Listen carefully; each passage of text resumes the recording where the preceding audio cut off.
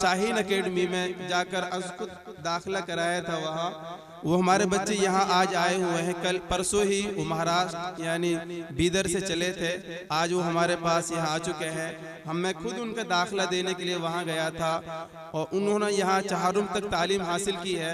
अल्लाह का शुक्र है, अरबी इंग्लिश फारसी उनको आती है, किताबें उन्होंने खूब पढ़ी थी। अब इस साल के शुरू साल में उनको शाहीन अकेडमी करके आया था, तो वहाँ उन्होंने इस साल जब करके आया था, अभी वो कल छुट्टी आए थे, आज मदरसे में तशरीफ ला चुके हैं। तो उन बच्चों का वहाँ दाखिला हुआ जिसमें तकरीबन 1,75,000 रुपए फीस होती है माहाना, जिसको बिहम्दिल्लाह मुकम्मल माफ करा लिया गया था। उन बच्चों ने वहाँ मुकम्मल फीस माफी के साथ तालीम हासिल की थी।